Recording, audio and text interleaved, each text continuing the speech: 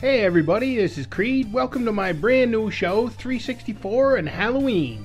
Now when I first started this channel, I didn't want to start with a cartoon episode because I am kind of the cartoon guy. I don't want to be completely the cartoon guy though. So that's why I started my whole channel with Creed's Nightmare Creatures to show some of my horror stuff. Just to let people know I'm not 100% Mr. Cartoon guy. But then when I started getting plans to put stuff together for Halloween, then that would have been stuff that I would have put out as Nightmare Creatures, so I put a hold on the whole thing. And now what I'm thinking is, I don't want to do a Halloween show that just runs in October every year.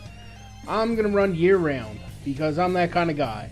So any horror stuff I do, which is usually my original stuff, plus any Halloween themed stuff that I do during the year, instead of saving it and putting it out closer to Halloween, which I did this year, a lot of this stuff is not super recent, but it's sort of been in storage. So yeah, this is going to be my horror and Halloween show, and it will be year round. I can't think of a better piece to start off my show than Peter Pumpkin. This little safety commercial that was on TV signaled that it's Halloween season to me. When it comes on TV, you know it's the time. And I'm not sure where this ran, so you may not even recognize it, but if you lived anywhere near me and had the same channels I had, you definitely recognize Peter Pumpkin, and you know all his safety tips. As a matter of fact, here's the commercial that I based my drawing on.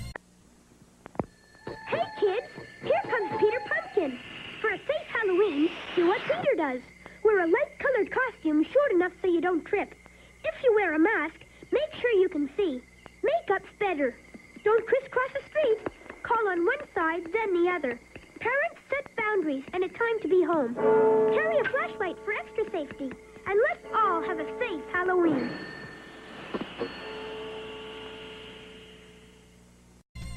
And I do plan to make a custom intro just for this show. I don't really want to use my other one. It's not Halloween specific. But that's going to be a project for future. And actually, I'll make a video about the intro when I'm making it. I just didn't want to wait until I had the intro done, because that would just delay me doing these shows. So like I said, today what I'm working on is Peter Pumpkin. And this guy's just a classic to me, like I said. So I can't really think of a more Halloween thing to start off my 364 and Halloween. And by the way, I don't know if you know, but 364 and Halloween is how I split my year. There's only 2 parts. Now, I hope everybody has their costume picked out. I hope everybody's all ready for the big day. Don't be one of those ignoring people. Halloween is Halloween. Make sure you celebrate. But I want to talk a little bit about dating your work, which is something I learned years and years ago. I wish I learned it even earlier. But what I'd recommend is keep everything that you draw. Now, there are some people that say, well, don't hold on to everything. What are you archiving that for? Well, that's your history. That's the history of your artistic endeavors. That shows your progress. That shows somebody should archive all your art. And it's not going to be somebody else. It's going to be you. You're the one that cares about it the most.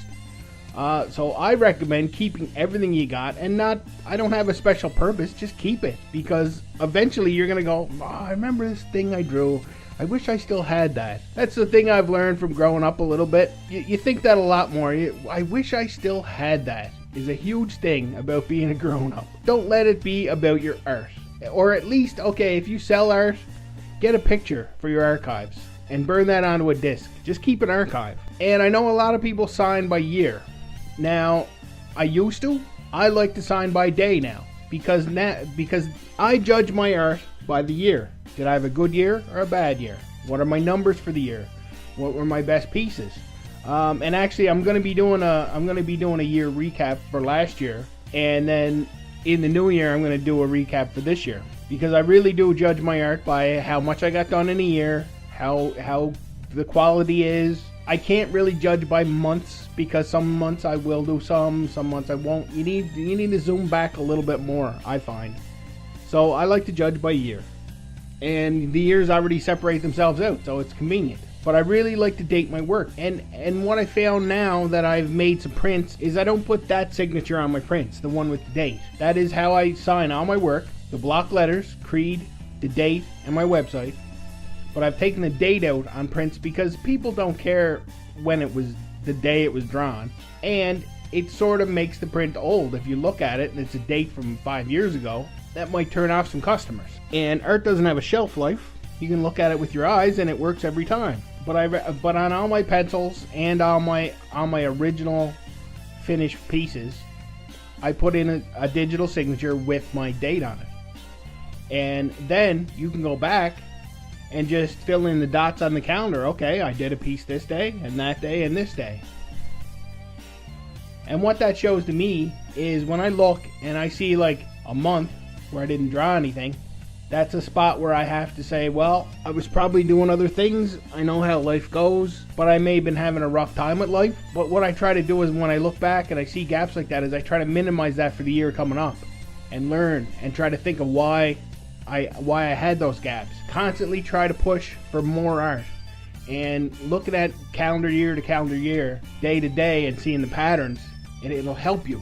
It won't help you completely because you still have to live minute to minute at the time, and sometimes you just can't get something done, at least me. But that's what really, it's sort of the whole yearly record is sort of just for me to see how disappointed in myself I am, is really what it turns into.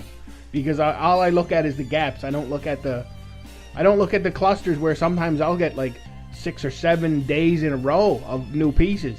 That's fantastic, but then you're burnt out and then you don't draw for a few weeks or whatever it is. And I look at these gaps, and it's basically just for me to examine these gaps and try to minimize them for next year is my overall strategy. But if you date your work and you have one from 5 years ago and one from last week and all in between, so you could line them all up and you should be able to see a progression where you get into your style. So I highly recommend keeping a record, even if you do it on the back of a piece. If you don't want to change your signature to have the date in it, because it is kind of clunky. But date by the day, and I recommend words for the month, because sometimes you'll do 10/02 and sometimes you do 02/10. 10 years down the road, you won't know if that was February or October. So I like to use the name for the month and then just the date. And that's just for organizational purposes. Like I said, if you're keeping an archive, you want to keep it by year is the best way to do it, I think. And any artist is still trying to make progress on their art in some way. So that'll really help you. If you can lay out all your art over a period of time, you'll really be able to see your progress or problems you might develop. You'll see patterns appear. It's just if you have a website, you're looking at all these analytics and how do I get traffic and all this stuff, the business behind the website. Well, there's business behind the art. And I don't mean the money end of it, actually.